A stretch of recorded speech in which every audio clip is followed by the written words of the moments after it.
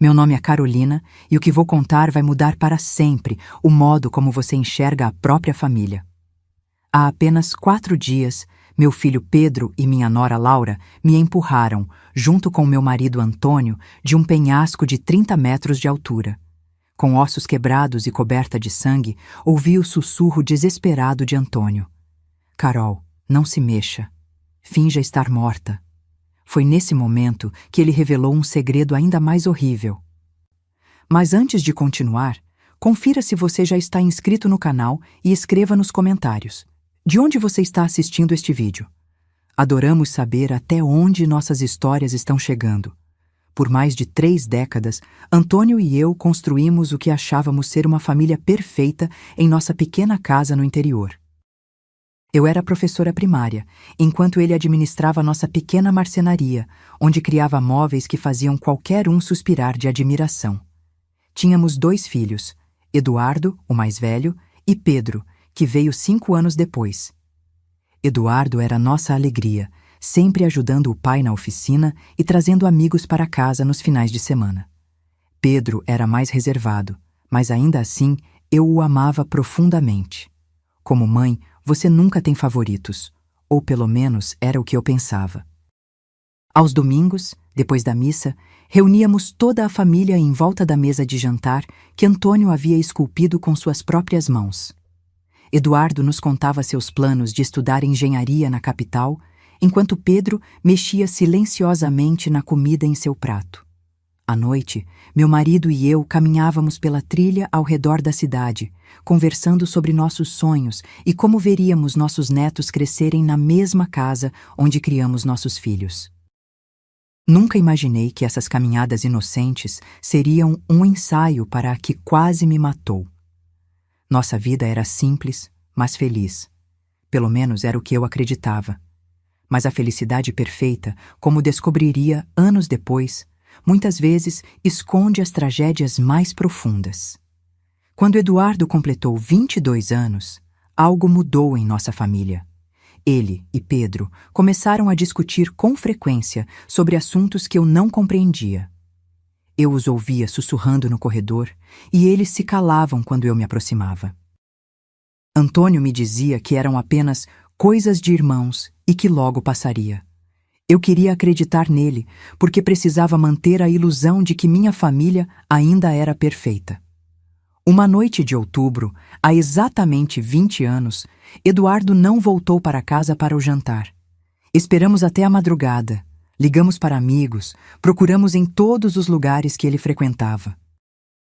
Pedro estava em seu quarto, supostamente estudando, mas havia algo estranho em seus olhos sempre que eu perguntava sobre o paradeiro do irmão. Antônio saiu com os vizinhos para procurar Eduardo. Eles vasculharam cada canto da cidade, cada trilha, cada lugar que nosso filho costumava frequentar. Ao amanhecer, encontraram seu corpo no fundo do barranco perto do rio. A polícia disse que foi um acidente, que ele provavelmente escorregou no escuro. Eu nunca questionei essa versão, porque não podia imaginar que a verdade era muito mais horrível. O funeral de Eduardo foi o dia mais sombrio da minha vida. Usei meu único vestido preto, o mesmo que tinha usado no funeral da minha mãe anos antes. Pedro estava estranhamente calmo para alguém que acabara de perder o irmão mais velho. Enquanto eu chorava sem parar, ele permanecia em silêncio, com uma expressão que agora, pensando bem, me causa arrepios. Antônio nunca saiu do meu lado durante todo o funeral, me amparando quando minhas pernas fraquejavam, sussurrando palavras de conforto que, como descobri depois, tinham um gosto amargo em sua boca. Após a morte de Eduardo, Pedro mudou completamente. Ele se tornou mais atencioso, mais amoroso, como se estivesse tentando preencher o vazio deixado pelo irmão. Ajudava-me com as tarefas domésticas, acompanhava o pai na oficina e me trazia pequenos presentes quando me via triste. Na época pensei que fosse a maneira dele de lidar com o luto, de compensar a perda que todos sentíamos. Como fui ingênua. O que ele estava realmente fazendo era construindo uma fachada perfeita para esconder o monstro que habitava dentro dele. Os anos se passaram e a ferida nunca cicatrizou completamente, mas aprendemos a viver com ela. Pedro se casou com Laura, uma moça aparentemente doce da cidade vizinha, e eles pareciam felizes. Tiveram 2 lindos filhos, e eu finalmente senti que a vida estava nos dando uma segunda chance de felicidade. Laura me chamava de mãe e me ajudava quando eles nos visitavam. Pedro havia herdado o talento do pai para a marcenaria e abriu sua própria loja. Tudo parecia perfeito novamente. Mas agora, deitada no fundo deste barranco com minhas costelas quebradas e o gosto metálico de sangue na boca, entendo que toda essa felicidade era uma mentira cuidadosamente arquitetada. Os primeiros sinais de que algo estava errado começaram há 6 meses, quando Antônio e eu decidimos atualizar nosso testamento. Ao longo dos anos, havíamos economizado cada centavo. Entre nossa casa, o terreno que herdei dos meus pais e nossas economias, tínhamos quase R$180 mil para deixar para nossos filhos e netos. Foi Pedro quem sugeriu que visitássemos o advogado. Mãe, pai, vocês já têm 60 anos agora. É importante deixar tudo organizado. Ele nos disse com aquele sorriso que agora me parece sinistro. Laura concordava ao lado dele, segurando minha mão com aqueles dedos que mais tarde me empurrariam para a morte. Nós amamos vocês e queremos ter certeza de que estão protegidos, ela acrescentou com sua voz suave. O advogado, Sr. Marcos, um homem que conhecíamos há anos, explicou as opções. Poderíamos criar um fundo, dividir a herança entre os netos ou fazer um testamento tradicional. Pedro insistiu em ser nomeado junto com Laura como nossos únicos herdeiros, argumentando que eles fariam a distribuição justa aos netos. Além disso, ele disse, vocês vão precisar de nós quando ficarem mais velhos. É melhor que tenhamos acesso aos recursos para cuidar de vocês adequadamente. Algo em seu tom me deixou desconfortável, mas Antônio pareceu convencido. Meu marido, que sempre foi mais confiante do que eu, aceitou a proposta sem muita resistência. Tive minhas dúvidas, especialmente porque me lembrei de como Eduardo sempre falava sobre nos ajudar financeiramente na velhice. Meu filho mais velho tinha planos e sonhos de cuidar de nós, mas Eduardo se foi, e Pedro era nosso único filho vivo. Assinamos os papéis numa tarde de terça-feira. Laura usava um vestido verde claro e me deu um grande abraço depois da cerimônia. Agora somos oficialmente uma família unida para sempre, ela sussurrou em meu ouvido. As palavras dela me causaram um arrepio na hora, embora eu não entendesse o porquê. Naquela noite, enquanto preparava o jantar, não conseguia me livrar da sensação de que havia cometido um terrível erro. As semanas seguintes foram estranhas. Pedro e Laura começaram a nos visitar com mais frequência, mas suas visitas tinham um tom diferente. Eles não vinham mais apenas para passar tempo conosco. Sempre tinham sugestões sobre como deveríamos melhorar a casa, que investimentos deveríamos fazer ou que seguros de vida deveríamos contratar. Mãe, vocês deveriam pensar em vender essa casa grande e se mudar para um lugar menor, Laura comentou enquanto examinava nossos móveis com olhos calculistas. Poderíamos ajudá-los a encontrar um apartamento confortável na cidade. Mas eu amava nossa casa. Cada canto guardava uma memória. Cada quarto contava uma história dos nossos 35 anos de casamento. A cozinha onde eu tinha preparado milhares de refeições para minha família. A oficina onde Antônio criava suas obras-primas. O quintal onde nossos filhos e netos haviam brincado. Eu não conseguia imaginar minha vida em outro lugar.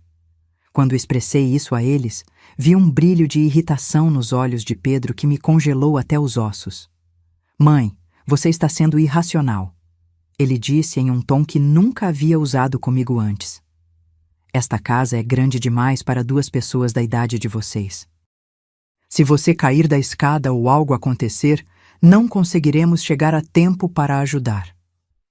Laura concordou vigorosamente.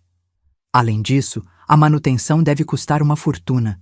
Seria muito mais inteligente vender agora, enquanto o mercado imobiliário está em alta, e se mudar para algo mais adequado para a idade de vocês.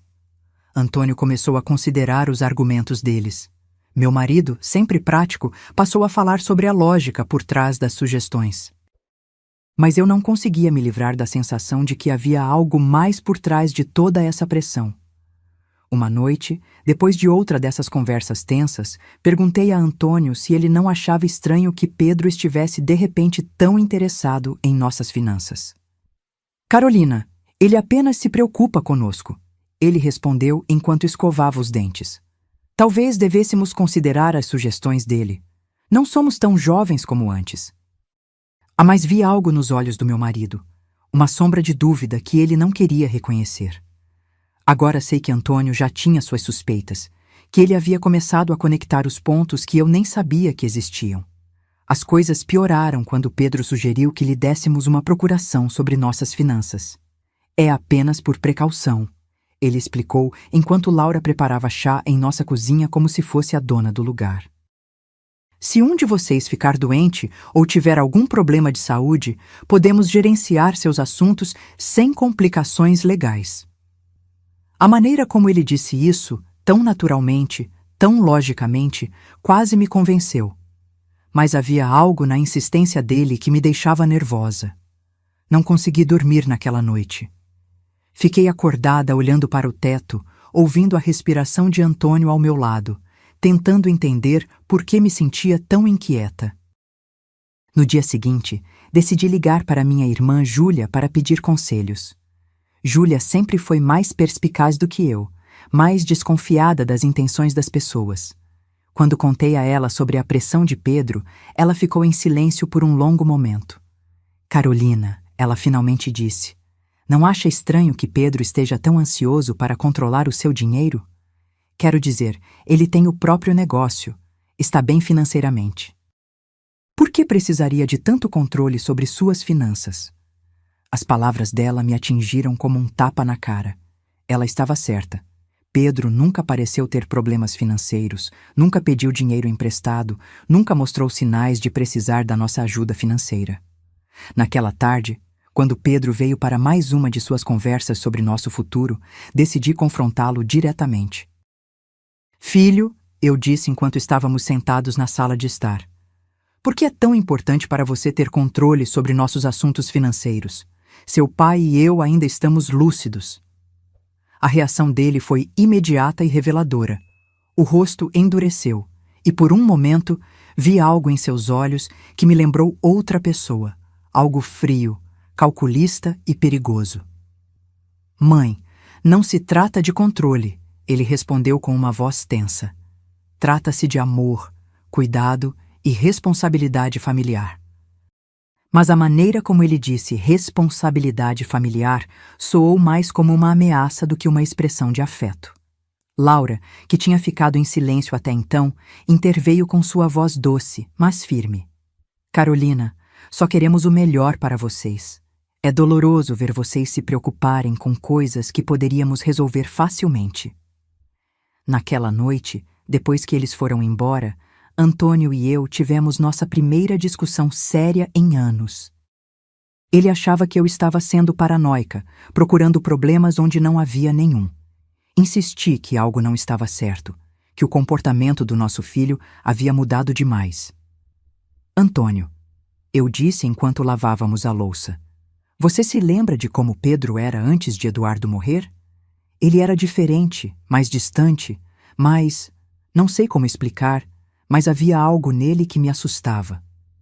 Meu marido parou de lavar o prato em suas mãos e me encarou com atenção. Em seus olhos, vi algo que não tinha visto antes: reconhecimento. Carolina, ele disse com uma voz muito baixa. Há coisas sobre a morte de Eduardo que nunca te contei. Meu coração disparou como se quisesse sair do meu peito. As palavras de Antônio me atingiram como um raio, abrindo uma ferida que eu nem sabia que existia. O que tem sobre a morte de Eduardo? Perguntei com a voz trêmula.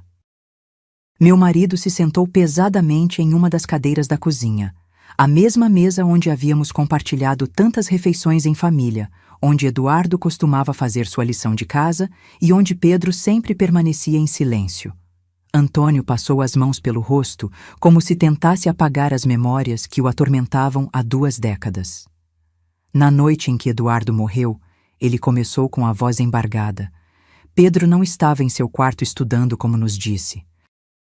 Eu o vi sair de casa por volta das 8 horas. Segui-o porque algo em sua atitude me preocupou. Ele tinha estado muito estranho naqueles dias, mais agressivo, mais ressentido. Meu marido parou, olhando para suas mãos calejadas, como se a terrível verdade que guardara por tanto tempo estivesse escrita nelas. Eu os vi discutindo perto do barranco. Carol, eu os ouvi gritando coisas horríveis um para o outro. O mundo começou a girar ao meu redor. Sobre o que eles estavam discutindo? Sussurrei, embora uma parte de mim já não quisesse saber a resposta. Antônio levantou os olhos e vi lágrimas neles. Lágrimas que ele nem sequer derramara no funeral do nosso filho mais velho. Sobre dinheiro.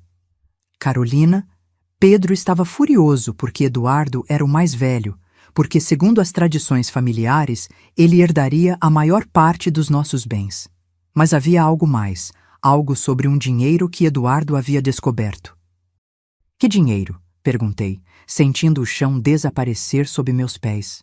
Antônio suspirou profundamente antes de continuar. 3 dias antes de morrer, Eduardo veio falar comigo na oficina. Ele havia descoberto que Pedro estava roubando dinheiro das nossas economias. Pequenas quantias no início, mas depois somas maiores. Eduardo tinha provas. Estava investigando há meses. Minha mente recusou-se a processar o que eu estava ouvindo. Meu filho caçula, aquele que tinha sido tão atencioso após a morte de Eduardo, aquele que nos ajudava e cuidava de nós, estava nos roubando antes mesmo de seu irmão morrer. Por que você nunca me contou? Acusei Antônio, sentindo a traição se multiplicar. Porque quando cheguei ao barranco naquela noite, já era tarde demais, respondeu com uma voz sufocada. Eu vi Pedro de pé ao lado do corpo de Eduardo. Nosso filho mais novo tremia, chorava e repetia várias vezes: "Foi um acidente. Foi um acidente." Ele olhou para mim desesperado e implorou por ajuda. "Pai", ele disse. Eduardo tropeçou quando tentou me agredir. Eu só me defendi e ele perdeu o equilíbrio. Lágrimas escorriam pelo meu rosto incontrolavelmente. "Mas você acreditou nele?" murmurei, embora já soubesse a resposta. Antônio assentiu lentamente com uma expressão de culpa que o assombrava há décadas. Ele era meu filho, Carolina. Meu filho mais novo pedindo ajuda e Eduardo já estava morto.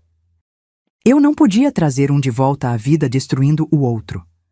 Pensei que fosse realmente um acidente, que Pedro tinha aprendido a lição, que se tornaria um homem melhor depois disso. "E o dinheiro roubado?" perguntei, precisando saber cada detalhe desse pesadelo. Pedro prometeu que o devolveria pouco a pouco, que tinha pegado o dinheiro para investir em um negócio que deu errado. Jurou que nunca mais faria algo assim. E eu acreditei nele, Carolina. Deus me perdoe. Acreditei nele porque precisava acreditar que meu filho não era um assassino. Levantei-me da mesa, cambaleando, segurando-me na parede para não cair. Tudo o que eu havia acreditado sobre minha família, sobre meu filho sobrevivente, sobre os últimos 20 anos da minha vida, era uma mentira. "Ele devolveu o dinheiro?" perguntei, embora já soubesse a resposta pelo olhar no rosto de Antônio. "Nunca", respondeu. Na verdade, continuou roubando pequenas quantias que eu fingia não notar, porque confrontá-lo significaria admitir que eu tinha acobertado um assassinato. Tornei-me cúmplice dele, Carolina. Cada vez que fiquei em silêncio, cada vez que fingi não ver as contas bancárias diminuírem, tornava-me mais cúmplice. A terrível realidade começou a tomar forma em minha mente. "É por isso que ele está tão interessado em controlar nossas finanças agora", murmurei. "Não é porque se importa conosco. É porque quer terminar o que começou há 20 anos. Antônio assentiu gravemente. "E há algo mais, Carolina. Algo que descobri há apenas algumas semanas." "O que mais poderia haver?" perguntei, sentindo que meu coração não aguentava mais revelações. Antônio foi até sua escrivaninha e pegou alguns papéis que havia escondido sob outros documentos. "Estive investigando discretamente as finanças de Pedro. O negócio de marcenaria dele não está indo tão bem quanto quer que acreditemos. Na verdade, está à beira da falência. Ele deve mais de 90 mil reais a vários bancos e fornecedores. Os papéis tremeram em minhas mãos enquanto lia os números. Pedro não era o homem de sucesso que fingia ser. Era um fracassado desesperado que vivia de mentiras e dinheiro roubado há décadas. Laura sabe de tudo isso? Perguntei, lembrando do sorriso doce e dos abraços afetuosos dela. Tenho certeza que sim, Antônio respondeu. Notei como ela direciona as conversas quando falam sobre nosso dinheiro. Como faz perguntas específicas sobre nossas economias, o valor da casa, nossos seguros de vida. Não são perguntas inocentes, Carolina. São perguntas de alguém que está calculando exatamente quanto vale nossa morte. Essa frase me gelou até os ossos. Nossa morte, repeti num sussurro. Foi a primeira vez que considerei que Pedro poderia querer nos causar danos físicos. Até aquele momento pensei que ele apenas quisesse nos roubar ou nos enganar. Mas se havia matado o próprio irmão por dinheiro, o que o impediria de matar os pais pela mesma razão? Antônio, disse, agarrando suas mãos, temos que ir à polícia, contar a verdade sobre Eduardo e sobre o que está acontecendo agora. Mas meu marido balançou a cabeça com um olhar de desamparo que partiu meu coração. Com que provas, Carolina? Sou cúmplice de acobertar um assassinato. Se falar agora, também irei para a prisão. E, além disso, quem vai acreditar em um homem idoso guardando esse segredo há 20 anos? Ele estava certo. Então, apenas esperamos ele nos matar como matou Eduardo? Vamos ser muito cuidadosos, Antônio disse, tentando soar mais confiante do que realmente estava. Vamos encontrar uma maneira de nos proteger, de reunir evidências para... Suas palavras foram interrompidas pelo som do telefone. Era Pedro. Oi, mãe, ele disse com aquela voz doce que agora soava sinistra. Laura e eu estávamos pensando, e achamos que seria lindo celebrar o aniversário de casamento de vocês com algo especial. Que tal levarmos vocês para aquela cachoeira de que vocês tanto falam no próximo fim de semana? Poderíamos fazer uma trilha em família, tirar fotos e ter um dia perfeito juntos. Meu sangue gelou. Olhei para Antônio, que ouviu a conversa e tinha o mesmo olhar de terror no rosto. Essa é uma ideia muito doce, filho, consegui responder com voz trêmula. Mas deixe-nos pensar sobre isso e retornaremos amanhã. Depois de desligar, Antônio e eu nos olhamos em silêncio, sabendo que tínhamos acabado de receber um convite para nossa própria execução. A cachoeira, murmurei. Ele vai nos levar para a cachoeira para nos matar e fazer parecer um acidente. Antônio assentiu gravemente. A cachoeira ficava no final de uma trilha íngreme, com vários pontos perigosos ao longo do caminho. O local perfeito para um acidente trágico. Naquela noite, não dormimos um minuto, abraçados em nossa cama, planejando como poderíamos nos salvar do nosso próprio filho. Os dias seguintes foram um pesadelo de terror e fingimento.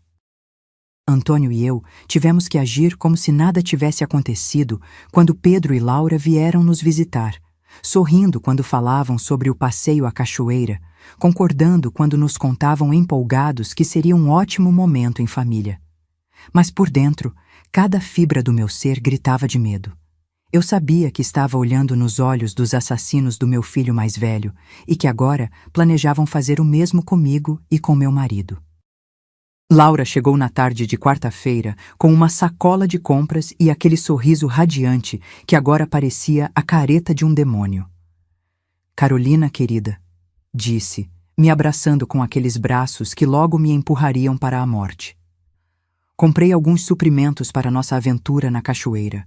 Sanduíches, água, frutas, tudo o que precisaremos para o piquenique.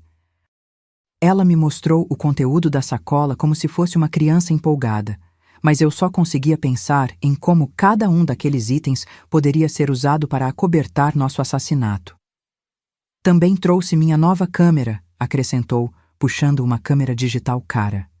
Quero capturar cada momento deste dia especial. Serão fotos que guardaremos para sempre. A ironia das palavras dela me deu náuseas. A única foto que ela tiraria seria dos nossos corpos quebrados no fundo de algum penhasco, se alguém nos encontrasse. Pedro apareceu atrás dela carregando uma mochila de caminhada nova. Pai, disse para Antônio com entusiasmo fingido. Comprei todo o equipamento necessário para uma trilha segura. Cordas, lanternas, um kit de primeiros socorros. Cada palavra que saía da boca dele soava como uma zombaria cruel. Equipamento de segurança para planejar nossos assassinatos. A perversidade da situação me deixou tonta. Não é um pouco perigoso para pessoas da nossa idade? Perguntei, tentando soar casual enquanto procurava qualquer desculpa para cancelar a viagem. Laura acariciou minha bochecha com aquela falsa ternura que me embrulhava o estômago. É por isso que escolhemos uma trilha muito fácil e segura, garantiu. É um caminho que até crianças podem fazer. Além disso, Pedro e eu estaremos lá para cuidar de vocês o tempo todo. Sim, eles estariam lá para cuidar de nós até o momento exato em que decidissem nos empurrar de um penhasco. Naquela noite, quando finalmente foram embora, Antônio e eu nos sentamos na sala de estar, tremendo não apenas do frio, mas do terror absoluto que havíamos contido por horas. Não podemos ir, eu disse, agarrando as mãos dele. Simplesmente não podemos. Vamos inventar alguma desculpa. Se não formos, Antônio respondeu com uma voz grave, eles vão encontrar outra maneira de nos matar. Talvez algo que pareça ainda mais acidental, como um incêndio na casa ou um assalto que deu errado. Pelo menos na cachoeira, sabemos o que eles vão tentar fazer. As palavras dele tinham uma lógica terrível, mas não me confortaram em nada. Então, o que você sugere? Perguntei, desesperada para encontrar alguma solução que salvasse nossas vidas. Antônio ficou pensativo por alguns minutos antes de responder. Vamos, mas estaremos preparados. Vou esconder meu celular e configurá-lo para gravar tudo o que acontecer. Se conseguirmos sobreviver, teremos evidências. E se não... A voz dele falhou. Pelo menos, alguém saberá a verdade. Na sexta-feira à noite, mal conseguimos tocar no nosso jantar. Sabíamos que poderia ser nossa última refeição juntos em nossa casa, naquela cozinha onde havíamos compartilhado tantos momentos felizes quando éramos uma família de verdade. Antônio revisou seu testamento mais uma vez, certificando-se de que, se algo acontecesse conosco, pelo menos Pedro não conseguiria tudo sem haver algum registro de nossas suspeitas. Escrevi uma carta, ele confessou, mostrando um envelope lacrado. É endereçada à sua irmã Júlia. Nela, explico tudo o que sabemos sobre a morte de Eduardo e o que acreditamos que Pedro planeja fazer conosco. Eu a escondi no lugar onde guardamos nossos documentos importantes. Se não voltarmos deste passeio, pelo menos ela saberá onde procurar a verdade. Naquela noite, fomos para a cama abraçados, sussurrando palavras de amor que poderiam ser as últimas. Se algo acontecer comigo, Antônio disse, quero que você saiba que estes 35 anos com você foram os melhores da minha vida. Apesar de tudo, apesar dos erros e dos segredos, eu te amo mais do que minha própria vida. Chorei em silêncio, memorizando o ritmo da respiração dele, o calor de seu corpo, o cheiro de sua pele. Sábado amanheceu com um céu azul que parecia zombar da nossa situação. Pedro chegou cedo, assobiando uma melodia alegre que me gelou o sangue. Bom dia, meus pombinhos, gritou da porta da frente. Prontos para a grande aventura? Laura apareceu atrás dele, radiante como uma noiva no dia do casamento, exceto que este era um casamento com a morte. Durante o café da manhã, que mal conseguimos comer, Pedro explicou a rota que faríamos em detalhes. É uma trilha linda, disse, espalhando um mapa na mesa. Leva a um mirante onde se pode ver toda a cachoeira. Dizem que a vista é espetacular. Os olhos dele brilhavam com um entusiasmo que parecia demoníaco. Claro, as vistas seriam espetaculares. Seriam as últimas que veríamos em nossas vidas. A trilha tem algumas partes íngremes, Laura acrescentou, como se estivesse nos dando informações turísticas úteis. Mas nada que caminhantes experientes como vocês não possam lhe dar. O comentário dela sobre nossas supostas habilidades de caminhada soou como uma piada cruel. Éramos dois idosos de 60 anos que mal caminhávamos pelo parque de vez em quando. Enquanto carregávamos o carro, vi Pedro verificando meticulosamente sua mochila, certificando-se de que tinha tudo o que precisava para seu plano. Vi cordas, uma pequena pá e algo que parecia uma arma de sinalização. Para que serve isso? Perguntei, apontando para a arma. Para a segurança. Ele respondeu sem perder o ritmo. Se nos perdermos ou algo der errado, podemos enviar um sinal de socorro. Claro, eles enviariam um sinal de socorro depois de nos empurrar de um penhasco para que nossos corpos fossem encontrados e o trágico acidente durante um passeio em família fosse confirmado. Tudo havia sido calculado. Cada detalhe planejado para fazer nossos assassinatos parecerem perfeitamente naturais. A viagem de carro até a trilha durou 1 hora que pareceu uma eternidade. Laura colocou música animada e cantarolava junto com as canções como se estivéssemos realmente indo para um divertido passeio em família. Pedro dirigia com cuidado, obedecendo a todos os limites de velocidade, parando em cada sinal de parada. Ele não queria arriscar um acidente que arruinasse seus planos perfeitos. Durante a viagem, Antônio discretamente pegou minha mão e ativou a gravação em seu telefone. Tudo o que acontecesse a partir daquele momento seria registrado. Se conseguíssemos sobreviver, teríamos provas. Se não, pelo menos a verdade não morreria conosco. Quando finalmente chegamos ao início da trilha, meu coração batia tão forte que pensei que ele sairia do meu peito. O lugar era lindo, com árvores altas e o som da cachoeira ao longe. Mas para mim, tinha se tornado o cenário para minha própria execução. Pedro e Laura tiraram suas mochilas do carro, sorrindo e brincando como se fosse o dia mais feliz de suas vidas. Prontos para a aventura? Pedro perguntou, e pela primeira vez em 20 anos vi o mesmo brilho frio em seus olhos que ele tinha na noite em que matou seu irmão. A trilha começou relativamente fácil, serpenteando entre árvores exuberantes e rochas cobertas de musgo. Laura andava na nossa frente, constantemente tirando fotos e comentando sobre a beleza da paisagem. "Olhem essas flores silvestres", exclamou, apontando para arbustos cheios de flores roxas. "E aquela borboleta azul, que linda!" A atuação dela era perfeita, de uma nora amorosa, desfrutando de um dia especial com seus sogros. Pedro andava atrás de nós, supostamente para garantir que não ficássemos para trás. Mas eu podia sentir os olhos dele em nossas costas como facas. Cada vez que me virava para olhá-lo, ele sorria com aquele sorriso que havia aperfeiçoado ao longo de 20 anos de mentiras. "Como estão se sentindo, mãe e pai?" perguntava com falsa preocupação. "Precisam parar e descansar?" Depois de 1 hora de caminhada, começamos a subir uma parte mais íngreme da trilha. Minhas pernas já estavam cansadas e Antônio respirava com dificuldade. Não estávamos acostumados com este tipo de exercício, e nossos filhos assassinos sabiam disso perfeitamente. Haviam escolhido uma rota que nos esgotaria fisicamente, tornando-nos vulneráveis para quando chegasse a hora de executar o plano. "Estamos quase no mirante", Laura anunciou. Embora, de acordo com o mapa que eu tinha visto em casa, ainda tivéssemos pelo menos mais 1 hora de caminhada, a mentira dela confirmou que eles não tinham intenção de chegar ao mirante de verdade. O lugar onde planejavam nos matar deveria estar muito mais perto.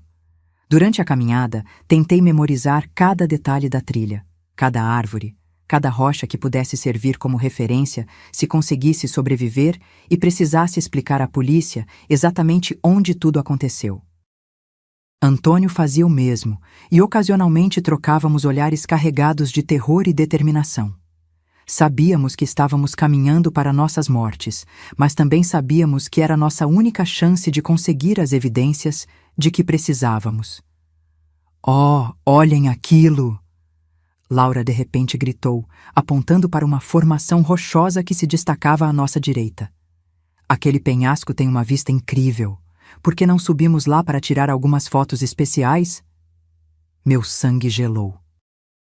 Lá estava, o lugar que eles haviam escolhido para nosso assassinato. O penhasco se erguia cerca de 30 metros acima da trilha principal, acessível por um caminho secundário que parecia muito mais perigoso do que o que estávamos seguindo. As rochas estavam soltas, havia menos árvores para se agarrar caso tropeçássemos, e do topo podia-se ver um precipício que caía em uma ravina profunda, cheia de rochas pontiagudas. Não sei se é uma boa ideia, eu disse, tentando soar casual. Essa trilha parece bastante perigosa para pessoas da nossa idade. Mas Pedro já tinha começado a caminhar em direção à bifurcação, carregando sua mochila cheia de equipamentos de segurança que eu sabia que ele não usaria para nos salvar. Vamos, mãe, ele disse com aquela voz que usava quando era criança e queria me convencer de algo. Vai levar apenas alguns minutos. Além disso, Laura está certa. As fotos lá de cima serão espetaculares. A maneira como ele disse espetaculares me fez tremer. Seriam espetaculares para quem as visse depois como evidência do nosso acidente. Antônio apertou minha mão discretamente, lembrando-me que seu telefone estava gravando tudo. Tínhamos que continuar. Tínhamos que ir até o fim para conseguir as evidências que precisávamos. Se recusássemos agora, eles simplesmente encontrariam outra oportunidade, outro lugar, outra desculpa para nos matar. A subida para o penhasco foi exaustiva. As rochas soltas deslizavam sob nossos pés, e mais de uma vez estive prestes a cair. Mas o mais aterrorizante foi perceber o quão perfeito este lugar era para um assassinato. Se alguém caísse acidentalmente do topo, não haveria como sobreviver. E mais importante, não haveria testemunhas. Quase lá! Laura gritou de cima, onde já tinha chegado com a agilidade de alguém que tinha planejado esta rota com cuidado. Pedro a seguiu e então ajudou Antônio e eu a completar os últimos metros da subida. As mãos dele em meus braços pareciam as garras de um abutre. O mirante era de fato espetacular. De lá, podíamos ver todo o vale, as montanhas ao longe e a cachoeira despencando entre as árvores. Em qualquer outra circunstância, teria sido um lindo momento para compartilhar com a família. Mas sabendo o que eu sabia, o lugar parecia o cenário perfeito para um pesadelo. Venham aqui para as fotos, Laura gritou, posicionando-se perto da beira do penhasco. Quero que a cachoeira esteja no fundo. Antônio e eu nos aproximamos lentamente, cada passo nos aproximando do nosso destino final. Eu podia ver Pedro se posicionando estrategicamente atrás de nós, calculando ângulos, medindo distâncias. Perfeito! Laura exclamou, levantando sua câmera. Agora, abracem-se e sorriam. Antônio e eu nos abraçamos, provavelmente pela última vez, enquanto ela tirava foto após foto. Cada flash da câmera parecia um raio anunciando a tempestade que estava prestes a vir. Tirem mais uma! Pedro sugeriu, movendo-se mais perto de nós. Mas desta vez, fiquem um pouco para trás para que a paisagem apareça melhor. Um passo para trás significava estar exatamente na beira do precipício. Antônio e eu trocamos um olhar. A hora tinha chegado. Movemo-nos para trás como nos foi dito, sentindo o chão sólido desaparecer sob nossos pés, restando apenas o vazio do abismo atrás de nós. Laura levantou a câmera mais uma vez, mas desta vez vi algo diferente em seus olhos. Não havia mais necessidade de fingir. A máscara havia caído. Sorriam, ela disse com uma voz que não tinha mais nada de doce. Esta vai ser a última foto de vocês. Naquele momento, Pedro se lançou em nossa direção com os braços estendidos. O plano era simples: nos empurrar para trás para que caíssemos no vazio, tirar algumas fotos do acidente e depois descer para descobrir nossos corpos quebrados. Mas Antônio vinha se preparando para este momento. No último segundo, ele conseguiu agarrar o pulso de Pedro e puxá-lo para a frente. Se vamos morrer, você vem conosco! Ele gritou com uma fúria que eu nunca tinha visto nele antes. Por um momento, nós 4 estávamos cambaleando na beira do penhasco, segurando uns aos outros em uma dança macabra entre a vida e a morte. Laura gritou e tentou ajudar Pedro, mas o peso de todos nós era demais. Senti o chão ceder sob meus pés, senti a gravidade começar a vencer a batalha. E então, nós 4 caímos juntos, trancados em um abraço mortal, gritando enquanto o ar assobiava ao nosso redor e o chão rochoso se aproximava em uma velocidade vertiginosa. Naqueles segundos que duraram uma eternidade, pensei em Eduardo, em como ele deve ter se sentido quando Pedro o empurrou para o barranco há 20 anos. O impacto foi brutal. Ouvi o som horrível de ossos quebrando, o som do meu próprio corpo se estilhaçando contra as rochas. A dor era indescritível. Mas ainda mais terrível era o gosto de sangue na minha boca e a certeza de que desta vez Pedro havia vencido. Desta vez não haveria testemunhas para contar a verdade. Mas então ouvi a voz de Antônio, fraca, mas clara. Carolina, não se mexa. Finja que está morta. E percebi algo incrível. Eu ainda estava viva. A dor era tão intensa que pensei que enlouqueceria. Cada fibra do meu corpo gritava em agonia. Senti sangue escorrendo pelo meu rosto e algo molhado e pegajoso encharcando minhas roupas. Mas a voz de Antônio ecoou em meus ouvidos como um comando divino. Finja que está morta. Com uma força de vontade que eu não sabia que possuía, permaneci completamente imóvel, controlando até mesmo minha respiração para que fosse imperceptível.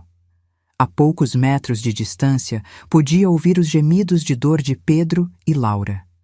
Eles também haviam sobrevivido à queda, mas pelos sons que faziam, pareciam estar em pior condição do que nós. Laura, ouvi a voz quebrada do meu filho. Você está bem? A preocupação dele com a esposa me embrulhou o estômago. Este homem, que havia assassinado o próprio irmão e tentado nos matar, ainda era capaz de sentir amor por alguém. Acho que quebrei minha perna, Laura gemeu. Dói tanto, Pedro. E os velhos? A maneira desrespeitosa como ela se referiu a nós confirmou o que eu já sabia. Nunca fomos família para ela. Éramos apenas obstáculos no caminho para o nosso dinheiro. Ouvi um movimento como se Pedro estivesse se arrastando em nossa direção. Meu coração batia tão rápido que tive medo que ele pudesse ouvi-lo. Estão mortos, ele anunciou depois de alguns minutos que pareceram horas. Os dois estão com os olhos abertos, mas não estão respirando. A mentira dele me encheu de uma estranha esperança. Se ele acreditasse que estávamos mortos, talvez tivéssemos uma chance. Perfeito. Laura sussurrou com uma satisfação que me gelou o sangue. Funcionou exatamente como planejamos. Bem, exceto pela parte em que nós caímos também, Pedro disse com amargura. Pelo menos não teremos que fingir que os amamos mais, ela riu. Nos próximos minutos, que pareceram uma eternidade, Pedro e Laura discutiram a situação. Ambos estavam feridos, mas podiam se mover. O plano agora era se arrastarem até encontrarem um lugar de onde pudessem pedir ajuda e então contar a história de como haviam milagrosamente sobrevivido a um trágico acidente que matou seus pobres sogros. Lembre-se da história, Pedro disse para Laura. Estávamos tirando fotos quando uma rocha se soltou sob os pés do meu pai. Ele tropeçou e, tentando se agarrar, puxou minha mãe com ele. Tentamos ajudar, mas caímos também. É importante que nossas histórias sejam idênticas.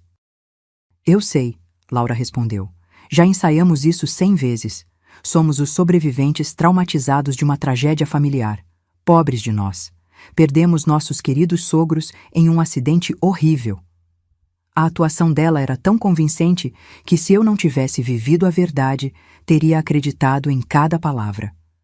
Gradualmente, as vozes deles se desvaneceram enquanto se arrastavam em direção ao que esperavam ser a salvação.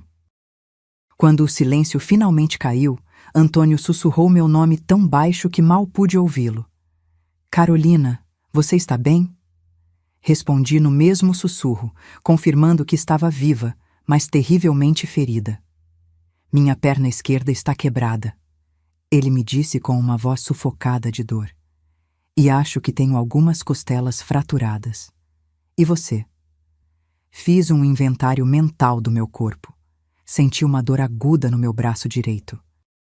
Minha cabeça latejava como se alguém estivesse martelando-a, e havia definitivamente algo errado com meu ombro, mas eu estava viva, e isso era mais do que eu tinha esperado. Estamos mal, mas estamos vivos, sussurrei. O telefone está gravando, mas não há sinal aqui embaixo. Essa era a parte mais aterrorizante da nossa situação. Estávamos vivos, mas presos no fundo de uma ravina, feridos e sem nenhuma maneira de nos comunicarmos com o mundo exterior. Se ninguém viesse nos procurar, morreríamos ali lentamente de sede, fome ou por causa de nossos ferimentos. Antônio, sussurrei. Antes que seja tarde demais, preciso que você me conte tudo. Tudo o que realmente aconteceu na noite em que Eduardo morreu. Meu marido suspirou profundamente, como se estivesse esperando por este momento há 20 anos. Naquela noite, começou com uma voz trêmula. Eduardo veio me encontrar na oficina. Estava furioso. Tinha papéis nas mãos, extratos bancários. Ele me mostrou evidências de que Pedro vinha roubando dinheiro das nossas contas há meses. Pequenas quantias no início, depois somas maiores. Eduardo vinha investigando porque tinha notado discrepâncias em nossas economias.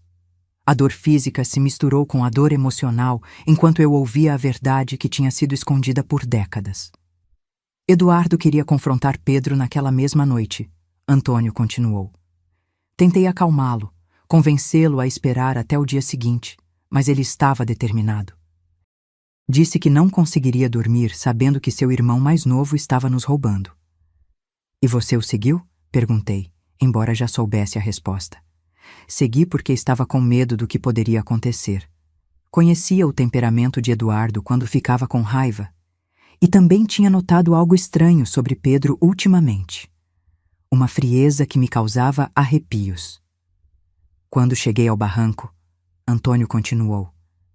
Encontrei-os gritando um com o outro. Eduardo tinha os papéis na mão, acenando com eles no rosto de Pedro. Você é um ladrão, gritava. Está roubando dos nossos próprios pais. Pedro negou tudo.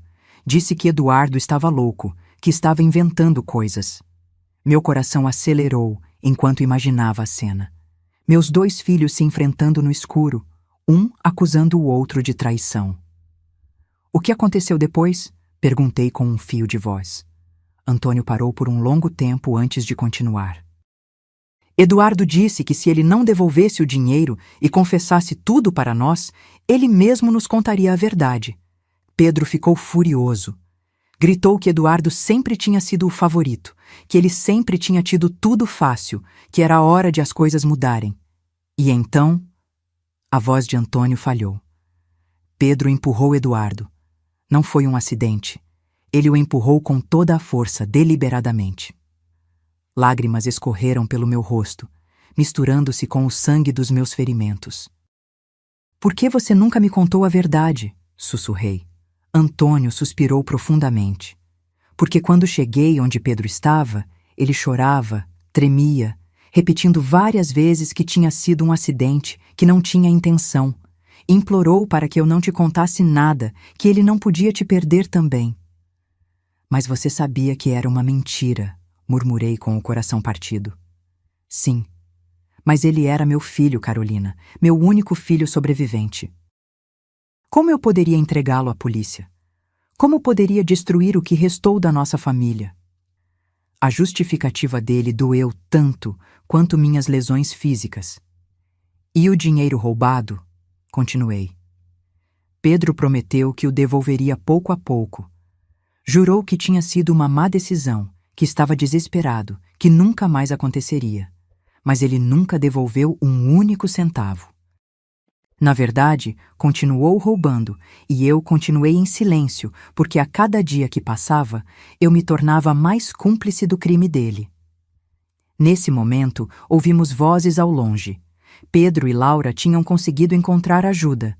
Em breve, as equipes de resgate estariam aqui e nossos filhos assassinos interpretariam o papel de suas vidas. Os sobreviventes traumatizados de uma tragédia familiar. As vozes ficaram cada vez mais próximas, acompanhadas pelo som de helicópteros sobrevoando a área. A equipe de resgate havia chegado, e com eles veio o momento mais crucial das nossas vidas. Antônio e eu tínhamos que tomar uma decisão em questão de minutos. Deveríamos continuar fingindo que estávamos mortos, até encontrarmos a oportunidade perfeita para revelar a verdade ou arriscar ser resgatados junto com nossos assassinos? Carolina, Antônio sussurrou urgentemente. O telefone gravou tudo o que aconteceu lá em cima. Temos a confissão de Laura sobre o plano. Temos Pedro admitindo que somos obstáculos. Temos tudo, mas se nos encontrarem vivos agora, eles podem destruir as evidências antes que consigamos entregá-las às autoridades. Ele estava certo.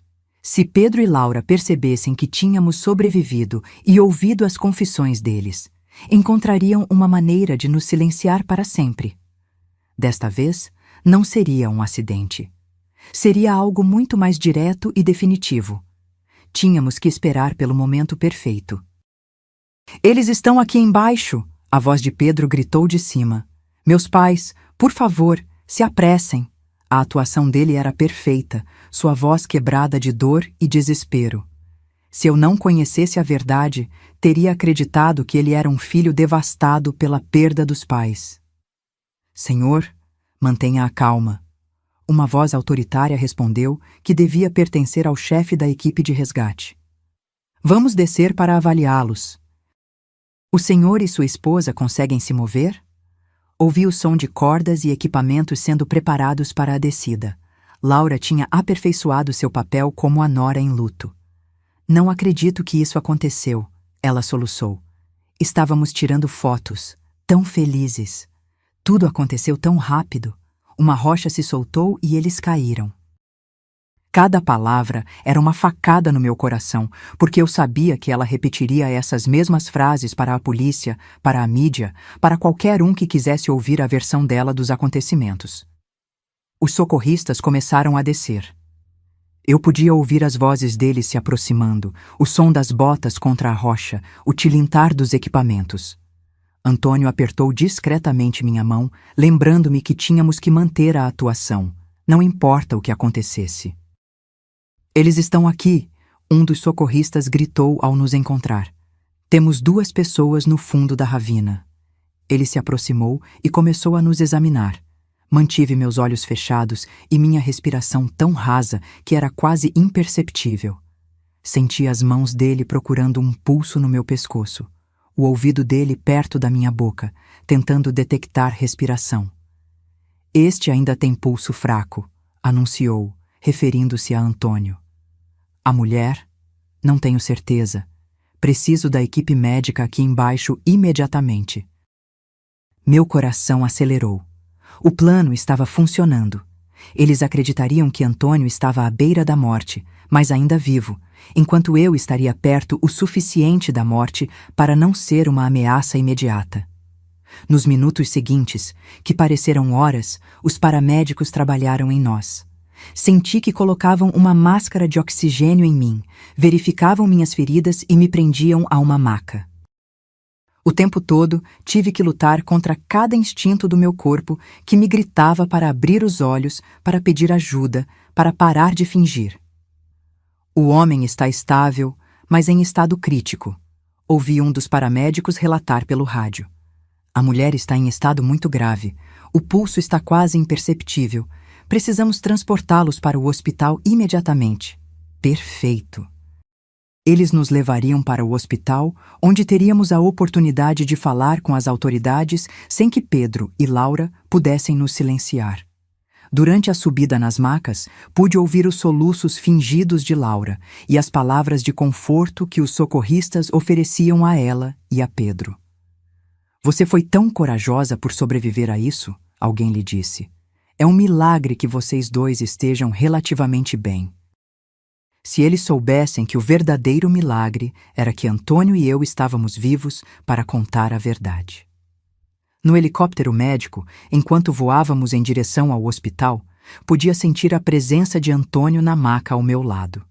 Os paramédicos estavam focados em mantê-lo estável, e pelas conversas deles, entendi que ele estava em estado crítico. As lesões dele eram mais graves do que as minhas, e por um momento terrível, temi que ele pudesse morrer antes que tivéssemos a chance de revelar a verdade. Senhora, ouvi um dos paramédicos me dizer, se puder me ouvir, aguente firme, estaremos no hospital em poucos minutos. A voz dele era gentil, cheia de uma compaixão genuína que contrastava dramaticamente com a falsidade que eu vinha ouvindo da minha própria família. Quando chegamos ao hospital, o caos foi imediato. Médicos e enfermeiros corriam de um lado para o outro, gritando ordens médicas que eu não entendia. Fui levada diretamente para uma sala de emergência, onde começaram a trabalhar em minhas lesões. Eu tinha que continuar fingindo que estava inconsciente, mas também precisava encontrar uma maneira de me comunicar com alguém em quem pudesse confiar. Doutor, ouvi uma enfermeira dizer, os sinais vitais dela estão estranhos. O pulso está mais forte do que esperaríamos para alguém na suposta condição dela. Meu coração disparou. Eles tinham me descoberto. Eu era uma atriz tão ruim que meu próprio corpo estava me traindo. O médico murmurou. Acontece às vezes em casos de trauma extremo. O corpo tem maneiras misteriosas de se agarrar à vida. Vamos manter um controle rigoroso sobre a paciente. As próximas horas serão cruciais. Fizemos tudo o que podíamos. Laura fez um som que era supostamente um soluço de dor, mas para mim soou como um suspiro de alívio. Podemos vê-los? Pedro perguntou. Apenas por alguns minutos. Precisamos nos despedir caso algo aconteça. O médico concordou e logo ouvi passos se aproximando da minha cama. Era o momento mais perigoso de todos. Eu tinha que convencer meu filho assassino de que eu estava realmente morrendo. Senti a presença de Pedro ao lado da minha cama. A mão dele tocou a minha, e tudo o que pude fazer foi não puxar minha mão imediatamente. Mãe, ele sussurrou. Se puder me ouvir, quero que saiba que te amo. Sinto muito por isso ter acontecido. As palavras dele eram mel envenenado, doce na superfície, mas mortal em sua essência. Laura se aproximou do outro lado. Carolina, querida, murmurou. Você tem sido como uma mãe para mim. Nunca vamos esquecer você. Mentira. A única razão pela qual eles não me esqueceriam era porque teriam que viver com o conhecimento de que tinham me assassinado. Mas então Pedro se inclinou mais perto do meu ouvido e sussurrou algo que me gelou o sangue. Espero que tenha aprendido a lição, mãe. Você nunca deveria ter feito tantas perguntas sobre nossas finanças. Algumas verdades são melhores deixadas enterradas, assim como Eduardo. Naquele momento, soube que nosso plano tinha funcionado. Pedro tinha acabado de confessar, e embora eu não tivesse como gravar, havia uma enfermeira na sala que tinha ouvido cada palavra. O sussurro de Pedro ecoou em meus ouvidos como uma confissão direta de sua culpa. Ele tinha mencionado Eduardo. Tinha admitido que algumas verdades deveriam permanecer enterradas. E mais importante, tinha reconhecido que nossas perguntas sobre finanças tinham sido a razão para nosso acidente. Mas eu precisava de mais do que isso. Precisava de uma confissão completa, que não pudesse ser mal interpretada ou negada depois. A enfermeira que tinha ouvido o comentário, uma jovem mulher chamada Marina, segundo sua identificação, havia congelado ao lado do monitor de sinais vitais. Vi através das minhas pálpebras semicerradas enquanto os olhos dela se arregalavam de surpresa e horror. Ela tinha ouvido algo que não deveria ter ouvido, e sua expressão me disse que entendia as implicações daquelas palavras perfeitamente. O que você disse sobre Eduardo? Laura sussurrou, obviamente surpresa com a menção do irmão morto. Pedro ficou tenso, percebendo que tinha falado demais. Nada, murmurou. Eu apenas quis dizer, bem, mamãe sempre se perguntou o que realmente aconteceu naquela noite. Acho que não importa mais. Mas importava, E Laura era inteligente o suficiente para perceber que seu marido tinha cometido um erro. Pedro, ela disse com uma voz tensa. Vamos, os médicos precisam de espaço para trabalhar. Eu podia sentir a tensão entre eles, a compreensão mútua de que tinham falado demais no lugar errado. Depois que eles saíram, a enfermeira Marina se aproximou da minha cama. Senhora, ela sussurrou tão baixo que mal pude ouvi-la. Sei que pode me ouvir. O que acabei de ouvir não é normal. Se está em perigo, precisa me dizer de alguma forma. A voz dela tinha uma urgência que me encheu de esperança. Alguém mais tinha começado a suspeitar. Muito lentamente, quase imperceptivelmente, movi meu dedo indicador. Foi o menor movimento possível, mas Marina o notou imediatamente. Meu Deus, ela sussurrou. Ela está fingindo estar inconsciente. Movi meu dedo novamente, desta vez 2 vezes. Sim, escute, ela disse, inclinando-se ainda mais perto. Vou fingir que estou verificando seus monitores. Se está em perigo por causa daquelas pessoas que acabaram de sair, mova seu dedo 3 vezes. Sem hesitar, movi meu dedo 3 vezes. Marina ofegou. Eles fizeram isso com a senhora? Mais 3 movimentos. A enfermeira se afastou da minha cama e fingiu verificar minha IV enquanto processava o que tinha acabado de descobrir. Eu podia ver na expressão dela que estava lutando com a decisão do que fazer. Finalmente, ela se aproximou de mim novamente. Vou falar com o médico responsável, sussurrou. Mas preciso que continue fingindo até que possamos protegê-la. A senhora entende? Movi meu dedo uma vez. Os minutos seguintes foram agonizantes. Marina saiu do quarto e fiquei sozinha, esperando e rezando para que ela acreditasse na minha história e tomasse as ações certas. Finalmente, ouvi passos se aproximando. Era Marina acompanhada por um homem mais velho que devia ser o médico-chefe e, surpreendentemente, 2 policiais. Senhora, o médico disse com uma voz baixa.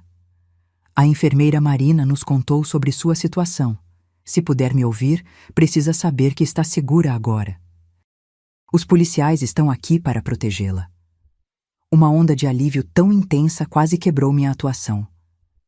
A senhora pode abrir os olhos? Um dos policiais perguntou. Lentamente, muito lentamente, abri meus olhos.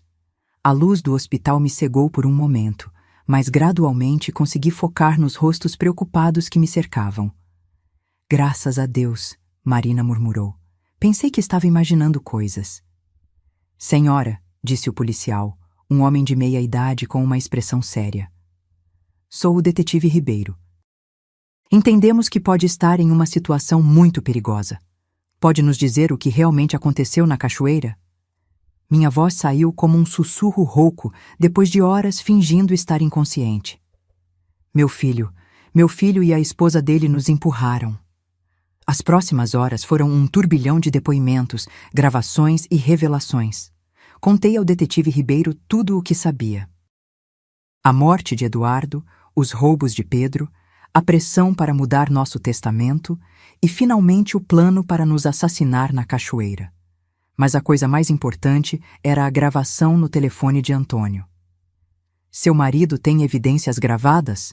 O detetive perguntou, os olhos brilhando. Sim, respondi. Tudo está no telefone dele. As confissões, os planos, tudo. O detetive imediatamente foi para o quarto onde Antônio estava sendo tratado. Antônio havia recuperado a consciência 1 hora depois de mim, e quando o detetive explicou a situação, ele entregou seu telefone sem hesitar. Aqui está tudo, ele disse com uma voz fraca, mas firme. 20 anos de mentiras, e a verdade sobre o que aconteceu hoje. Enquanto os técnicos da polícia analisavam a gravação, Pedro e Laura permaneceram na sala de espera, interpretando seu papel como membros da família devastados para outros visitantes do hospital. Eles não tinham ideia de que sua atuação cuidadosa estava prestes a terminar para sempre. A gravação é clara, o detetive anunciou depois de 1 hora. Temos confissões explícitas sobre o assassinato de Eduardo, admissões sobre roubar dinheiro e evidências diretas de tentativa de assassinato premeditada contra vocês dois. É mais do que suficiente para prendê-los. Mas vocês vão prendê-los aqui?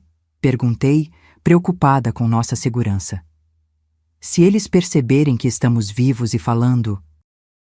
O detetive assentiu, entendendo minha preocupação. Já temos policiais em posição. Assim que tivermos o mandado de prisão assinado, os levaremos. Enquanto isso, vocês dois estão sob proteção policial. A ironia da situação não me escapou. Pedro e Laura estavam lá embaixo, provavelmente conversando com parentes de outros pacientes, recebendo condolências pelas nossas mortes, planejando como lidar com nosso funeral e herança. Não tinham ideia de que nos quartos do andar de cima do hospital estávamos desmantelando seu mundo de mentiras cuidadosamente construído. Há mais alguma coisa?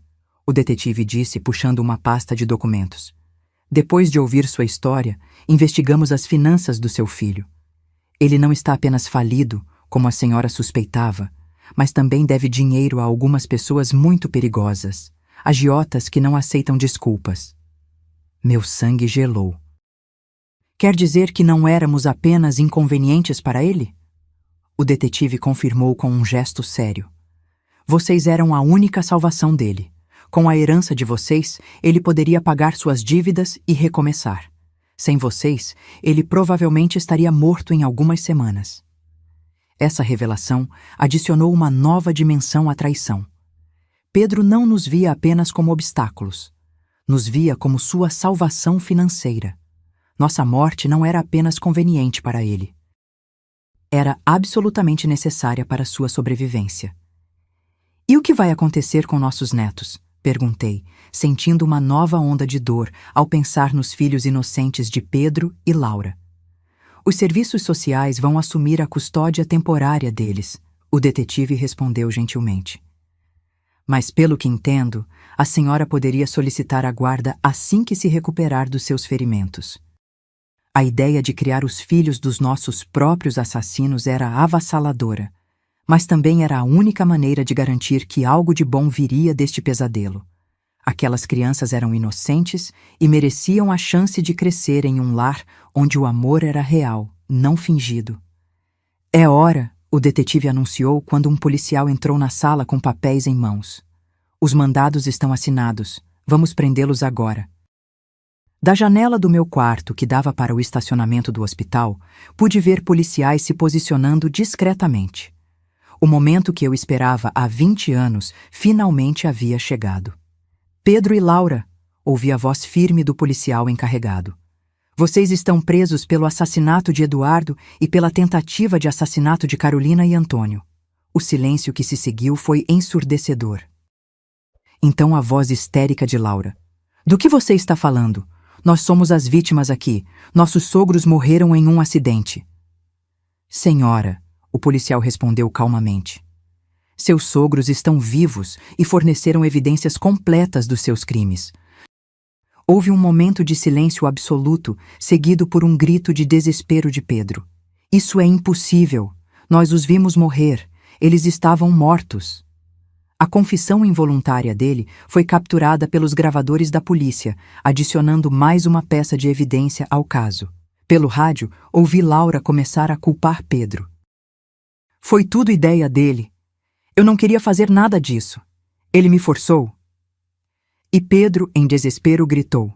Foi você quem sugeriu o penhasco. Você planejou tudo isso. Em questão de minutos, a aliança que tinha durado por anos desmoronou enquanto cada um tentava salvar sua própria pele. O detetive Ribeiro retornou ao meu quarto 1 hora depois, com uma expressão de satisfação misturada com tristeza.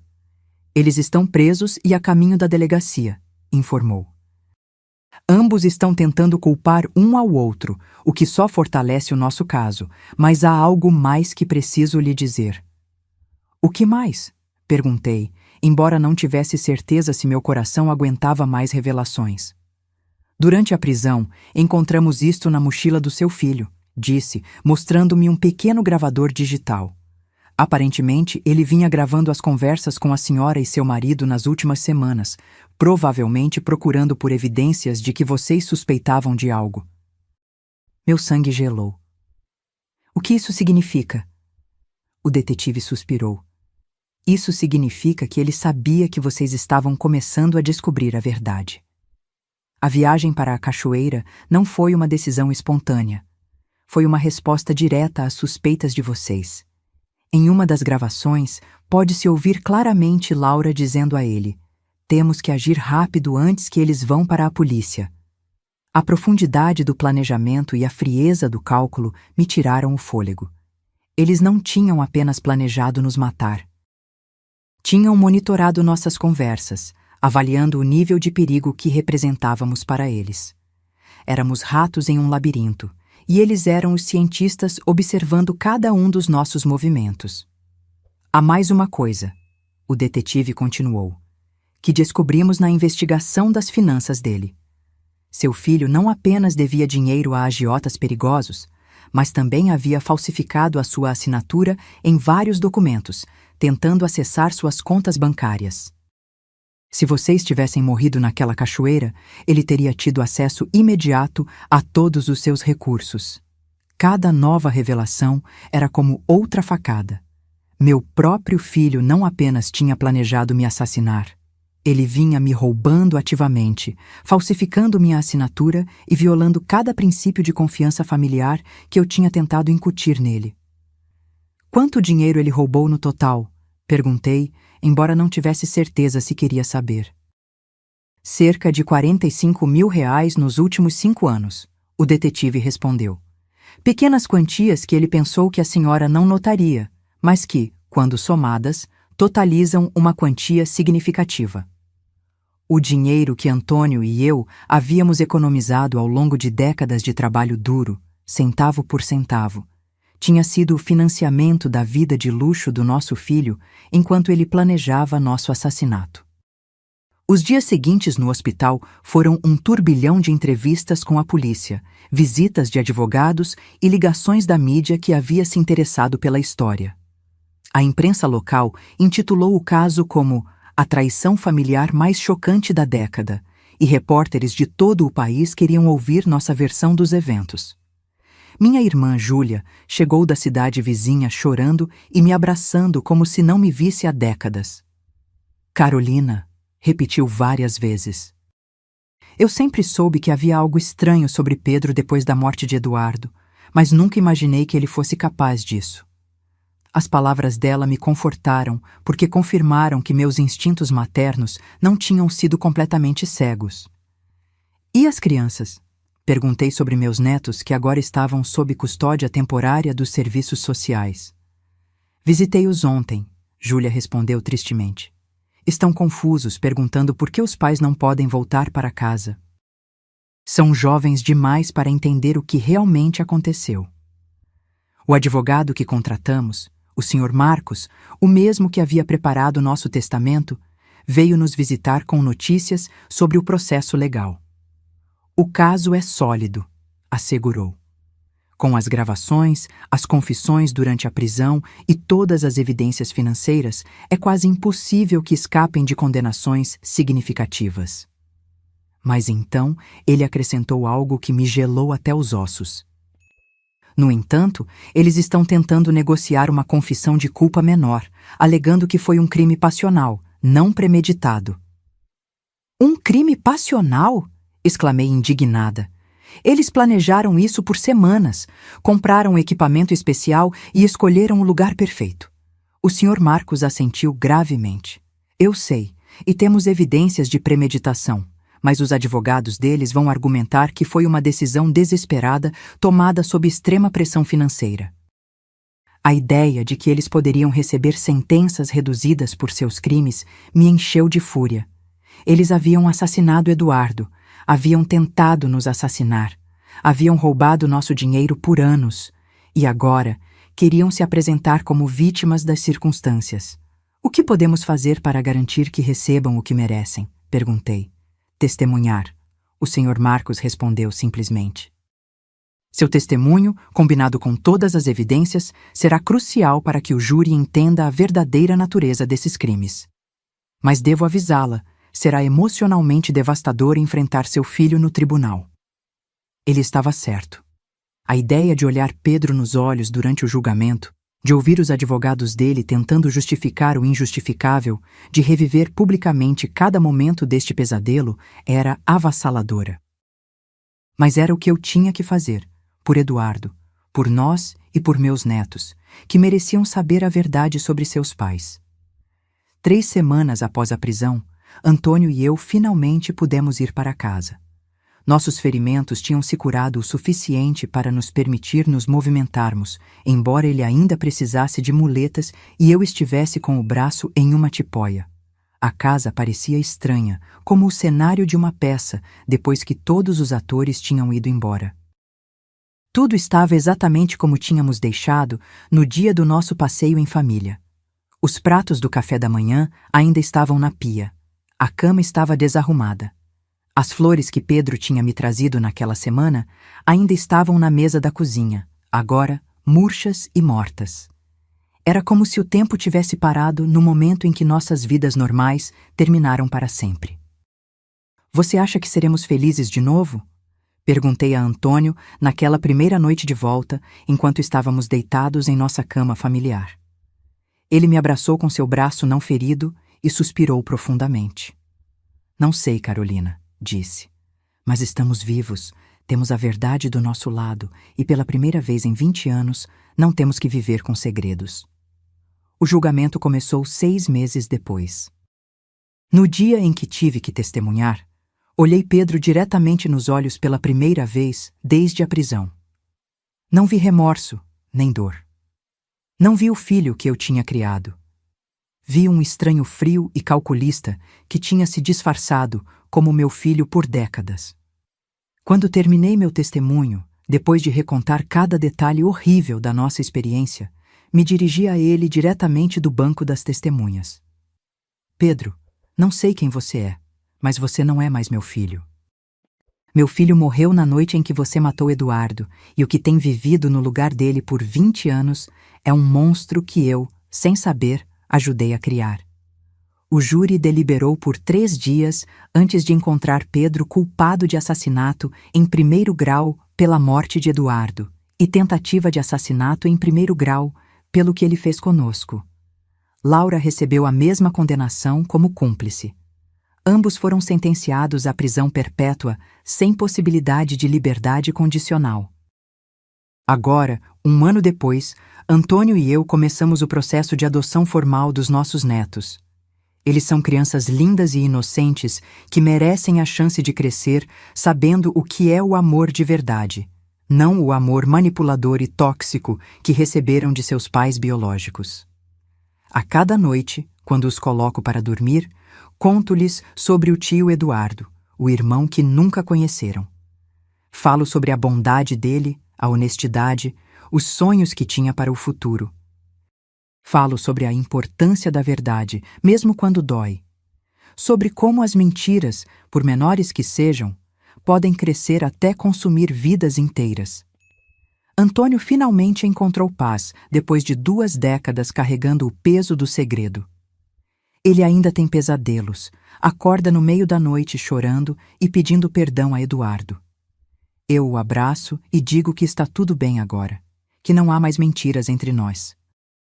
Minha irmã Júlia e seu marido estão sempre por perto, ajudando com as crianças e nos lembrando de que ainda temos uma família, mesmo que não seja a que imaginávamos ter.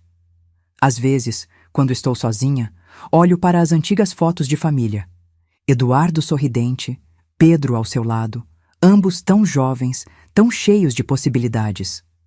Pergunto-me em que ponto tudo deu errado.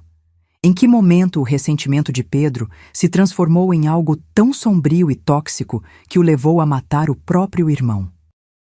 Se havia algo que eu poderia ter feito diferente, se eu poderia ter visto os sinais antes que fosse tarde demais. Mas então, me lembro das palavras que a terapeuta me disse. Não podemos mudar o passado, apenas como respondemos a ele. E eu escolho responder com verdade, com amor pelos meus netos, com gratidão por ter sobrevivido para contar esta história. Ontem, visitamos o túmulo de Eduardo pela primeira vez em anos. Levamos os netos conosco, e embora eles não entendessem completamente o que significava, ajudaram a colocar flores na lápide. Contei a eles que o tio Eduardo estava olhando por eles lá de cima, garantindo que crescessem em um lar cheio de amor e honestidade. Enquanto estávamos lá, um vento suave passou por entre as árvores, e por um momento senti como se Eduardo finalmente tivesse encontrado paz. Como se ele soubesse que, depois de 2 décadas, a verdade finalmente veio à tona. Que aqueles que o traíram foram finalmente levados à justiça. Nosso caminho para a cura será longo. Há dias em que a dor da traição é tão forte que mal consigo levantar da cama. Há noites em que acordo gritando, revivendo aqueles momentos terríveis no penhasco. Mas há também momentos de luz. O riso das crianças enchendo novamente nossa casa. O toque reconfortante da mão de Antônio na minha. A certeza de que, por mais quebrada que nossa família esteja, ainda temos uns aos outros. Esta é a lição que aprendi da maneira mais dura possível. Às vezes, aqueles que nos causam os ferimentos mais profundos são os que juraram nos amar. Às vezes, o sangue não é mais grosso que a água. Às vezes, a família que escolhemos, os amigos, os vizinhos que nos apoiaram durante o julgamento, a enfermeira Marina que acreditou em mim quando eu mal podia falar, é mais leal do que aquela em que nascemos. Mas também aprendi que mesmo nas trevas mais profundas, há sempre um caminho para a luz. Que a verdade, por mais dolorosa que seja, sempre encontra um jeito de vir à tona. E que o amor, o verdadeiro amor, não aquela falsificação tóxica que Pedro e Laura fingiam sentir, é a única coisa que pode nos salvar no final. Ontem à noite, enquanto observava Antônio brincando com as crianças na sala de estar, percebi algo importante. Eles nunca conhecerão o terror que vivemos naquele penhasco. Nunca saberão como é ser traído tão profundamente por alguém que você ama. E isso talvez seja a maior vitória de todas. Agora, se você gostou dessa história, já clica nesse próximo vídeo que está aparecendo na tela, porque nele há história de traição e reviravolta como você nunca viu antes.